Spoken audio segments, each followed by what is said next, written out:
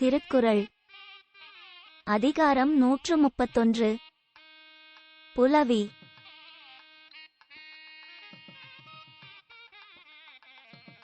புல்லா திரா புலத்தை அவருறும் அல்லல் நோய் காண்கம் சிறிது.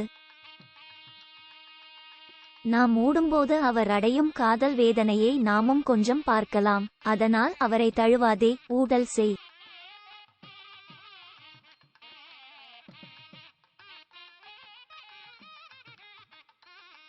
உப்பாமின் தற்றால் புலவி அது சிறிது மிக்கற்றால் நீளவிடல்.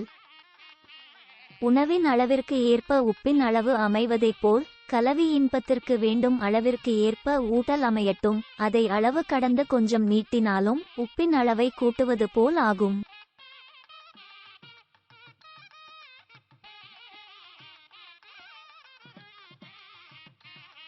அலந்தாரை அல்லல் நோய் செய்தற்றால் தம்மை புலந்தாரை புல்லாவிடல்.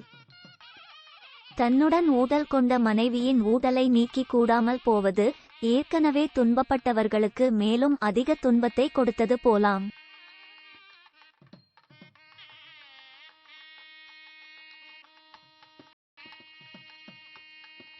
ஊடி எவரை உணராமை வாடிய வள்ளி முதலரின் தற்று. தன்னுடன் ஊடல் கொண்ட மனைவிக்கு அவள் ஊடலை தெளிவுபடுத்தி அவளுடன் கூடாமல் போவது முன்பே நீர் இல்லாமல் வாடிய கொடியை அடியோடு அறுத்தது போலாம்.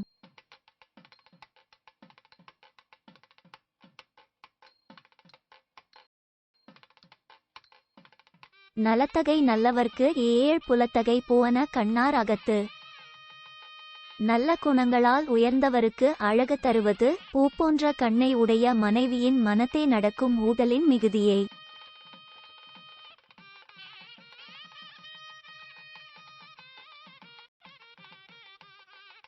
துணியும் புலவியும் இல்லாயின் காமம் கனியும் கருக்காயும் அற்று. வளர்ந்த ஊடலாகிய துணியும் இளம் ஊடலாகிய புலவியும் இல்லாது போய்விட்டால் காதல் நிறைந்த இல்லறம் முதிர்ந்த பழமும் இளங்காயும் போல் ஆகிவிடும்.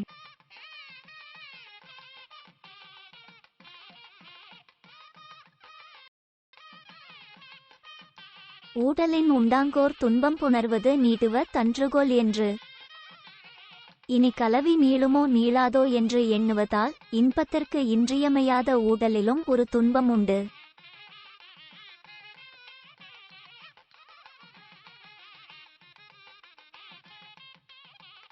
நோதல் எவன்மற்று நொந்தாரென்று அத்தறியும் காதலர் இல்லா வழி. இவர் நமக்காக வருந்தினார் என்று அவ்வருத்தத்தை அறியும் அன்பரை பெறாதபோது ஒருவர் வருந்துவதால் என்ன பயன்?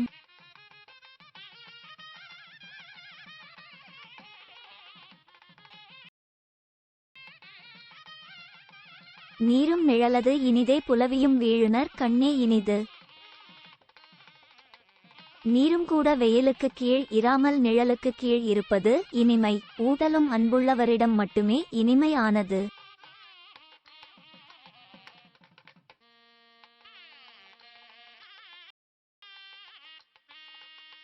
ஊடல் உணங்க விடுவாரோடு என் நெஞ்சம் கூடுவேம் என்பது அவா. ஊடி என் நெஞ்சை வாட விட்டிருப்பவனோடும் கூடுவோம் என்று என் நெஞ்சம் முயல்வதற்கு காரணம் ஆசையை.